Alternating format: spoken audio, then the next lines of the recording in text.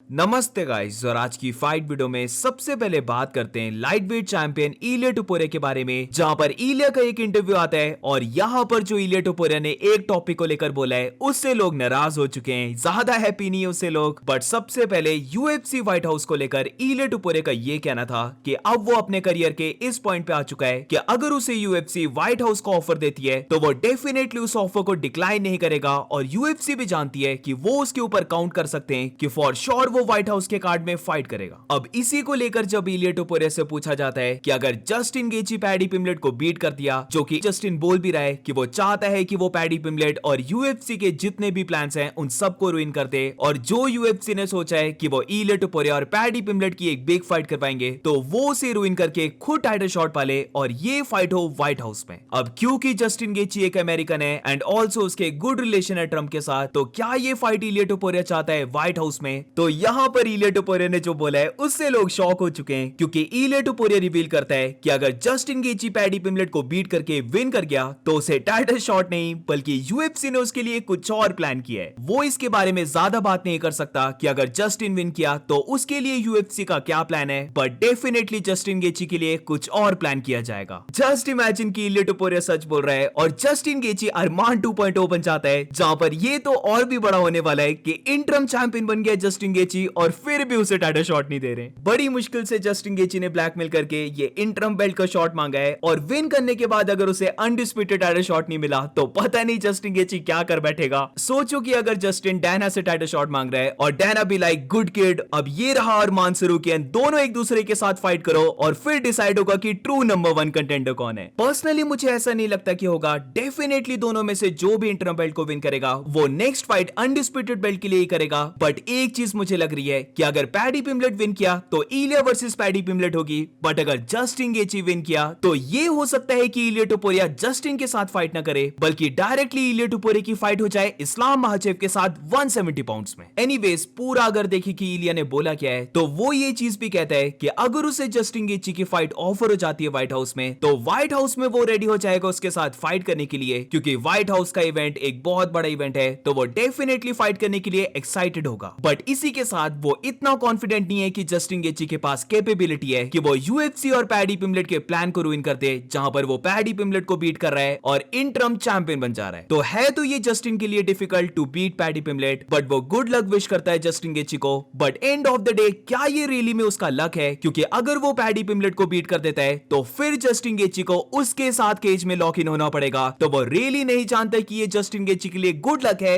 या फिर bad luck. तो एंड में हल्की सी इलिया टुपुरिया वार्निंग भी दे देता है जस्टिन को। वेरेस अब उस पार्ट के बारे में बात करते हैं जिससे कि इलिया टुपुरिया के फैंस उससे खुश नहीं है, जहां पर इलिया टुपुरिया बोलता है कि मिक्स्ड मार्शल आर्ट्स में उसका टाइम बहुत कम बचा है और कुछ टाइम के बाद वो फुली ट्रांजिशन कर जाएगा बॉक्सिंग में। ओके, तो ये चीज मेरा हार्ट ब्रेक करती है कि इलिया टुपुरिया बॉक्सिंग के लिए एमएमए को छोड़ रहा है, जिधर इलिया कहता है कि ये कोई सीक्रेट नहीं है, वो बहुत पहले से बॉक्सिंग करना चाहता था, उसका हमेशा से मन था बॉक्सिंग करने का, बट अभी वो अपनी स्टोरी एमएमए में कंप्लीट करना चाहता है, और जब वो इसे कंप्लीट कर देगा तो वो एमएमए से रिटायर होके बॉक्सिंग में ट्रांजिशन कर जाएगा। वो एक टाइम पर दो चीजें नहीं कर सकता, क्योंकि एमएमए की ट्रेनिंग कंप्लीटली डिफरेंट है बॉक्सिंग की ट्रेनिंग से, और इसीलिए राइट नाउ उसका पूरा फोकस एमएमए की ट्रेनिंग में है। और जब वो एमएमए को लीव कर देगा, जो उसके लिए टू बी ऑनेस्ट इतना दूर नहीं है, तो जब वो एमएमए से रिटायर हो जाएगा तो वो फुली ट्रांजिशन कर जाएगा बॉक्सिंग में। आई हेट दिस गाइस, बोलना पड़ेगा ये इलिया टुपुरिया की ये वाली बात मैं लिटरली हेट करता हूं। अब आई नो कि इलिया टुपुरिया ने रिसेंटली बहुत बड़ी विंस को ले लिया है। वो अलेक्जेंडर को नॉकआउट करता है, मैक्स ऑलिवे को नॉकआउट करता है, चार्ल्स ओलिवेरा को नॉकआउट करता है और डबल चैंपियन बन जाता है, और मे बी ये यूएफसी हिस्ट्री की 3 लगातार सबसे बड़ी विंस हैं। बट इसी के साथ जब हम इलिया टुपुरिया के पूरे करियर को देखते हैं तो ऐसा भी नहीं है कि इलिया टुपुरिया बहुत टाइम से फाइट कर रहा है। कितने साल का इलिया टुपुरिया? 28 का है इलिया टुपुरिया, और यूएफसी में उसने की है 9 फाइट्स, जो इतनी ज्यादा नहीं है। अब अगर मैं एज अ फैन बोलूं तो मेरी ओपिनियन में इलिया टुपुरिया को 4 से 5 साल तक तो ये जरा भी नहीं सोचना चाहिए। आई मीन एटलीस्ट उसे 33 इयर्स तक तो रहना चाहिए यूएफसी में, क्योंकि 33 स्टिल प्राइम एज है, और अगर वो तब तक रह लेता है तो फिर वो ट्रांजिशन कर सकता है बॉक्सिंग में, जहां पर स्टिल वो अपनी प्राइम में होगा और बॉक्सिंग भी हाई लेवल में कर पाएगा। तो आई गेट इट कि इलिया टुपुरिया के स्टेटमेंट से अभी हर कोई क्यों नाराज बैठा है, बट इसी के साथ अब मैं फैन की तरह बात नहीं कर रहा हूं, बट लॉजिकली अगर मैं इसे देखूं तो मे बी हो सकता है कि इलिया टुपुरिया के माइंड में हो कि वो ज्यादा से ज्यादा 2